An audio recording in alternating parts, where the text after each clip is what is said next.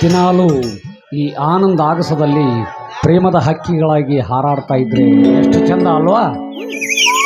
ಗಗನಕ್ಕೆ ಚುಂಬಿಸುತ್ತಾ ಹಾಡುತ್ತಾ ಹಾರಾಡುತ್ತಾ ಮೂತಕರಾಗಿ ಹೇಗೆ ಕಾಲ ಕಳೆದ್ಬಿಡಿ. ಯಾಕೆ ಇನ್ನೇನ್ ಮಾಡ್ಬೇಕು ಅಂತ ಅಂದ್ರೇನು? ಅದನ್ನು ನನ್ನ ಬಾಯಿಂದನೇ ಕೇಳಬೇಕು ಅಂತ ಹಠ ತಾನೇ ನಿಮಗೆ? ನಿನ್ನ ಆಶೆ ಏನು ಅಂತ ಹೇಳಿದ್ರು ತಾನೇ ಅರ್ಥ ಆಗೋದು. ದಯಾನಂದ್, ಒಂದ್ ವೇಳೆ ನಾನು ಒಂದು ಮಗುವಿನ ತಾಯಿ ಆಗ್ಬಿಟ್ರೆ? ಓ, ಆದಷ್ಟು ಬೇಗನೆ ನೀನು ಮಗುವಿನ ತಾಯಿ ಆಗ್ಬೇಕಂತ ಆಸೆ ತಾನೆ?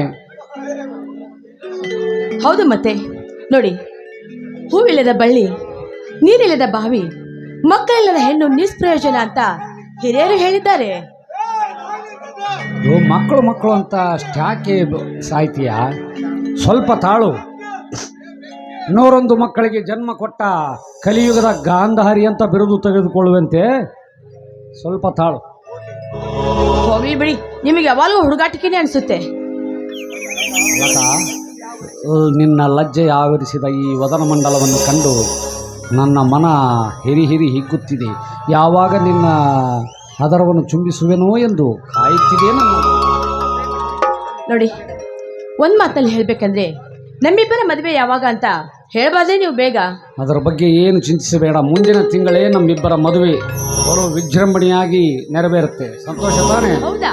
ಹೌದು. ಹಾಗಾದ್ರೆ ನಾನು ಈಗಲೇ ನನ್ನ ಗೆಳತಿಯರಿಗೆಲ್ಲ ಪತ್ರ ಬರೆದು ಹಾಕ್ಬಿಡ್ತೀನಿ. ಅವಶ್ಯವಾಗಿ ತಿಳಿಸು. ಅಂದಾಗೆ ಲತಾ, ನಾನು ನಾಳೆ ಮೈಸೂರಿಗೆ ಹೋಗ್ತಾ ಇದ್ದೀನಿ, ನೀನು ಬರ್ತೀಯಾ? ಯಾಕೆ?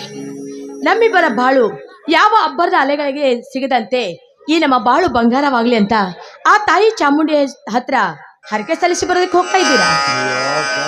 ಪೆದ್ದಿ, ನಿನಗೆ ಯಾವಾಗಲೂ ಮದುವೆ, ಮಕ್ಕಳು, ಮನೆ, ಬಾಳ್ವೆದೇ ಚಿಂತೆ. ನಾವು ಹೋಗ್ತಾ ಇರೋದು ಚಾಮುಂಡಮ್ಮನಿಗೆ ಹರಕೆ ಹೊರೋದಕ್ಕಲ್ಲ. ಮತ್ತೆ ಅಲ್ಲಿ ಕನ್ನಡ ಹಬ್ಬ ಇದೆ, ಅದಕ್ಕೆ ಅದರ ಆಚರಣೆ ಮಾಡ್ತಾ ಇದ್ದಾರೆ, ನೋಡೋದಕ್ಕೆ ಹೋಗೋಣ ಅಂತ ಹೇಳಿದ್ದು. ಕನ್ನಡ ಜಾತ್ರೆ? ಇದು ನನಗೆ ಅರ್ಥವಾಗ್ಲಿಲ್ವಲ್ಲ. ನಿನಗೆಲ್ಲಿ ಅರ್ಥ ಆಗುತ್ತೆ?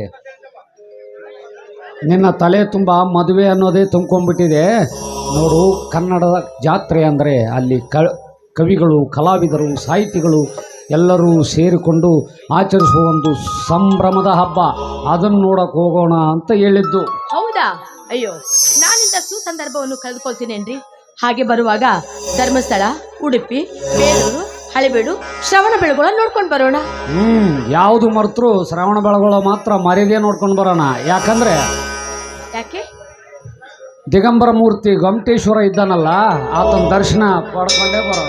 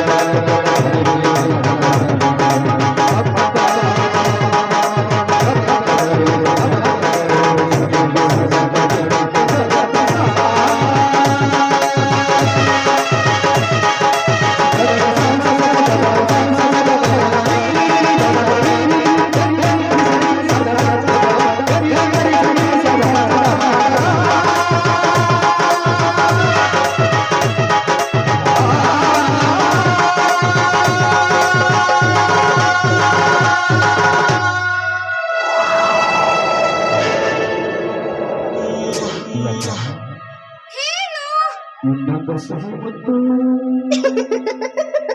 ಸಿಹಿ ಮುದಿಯ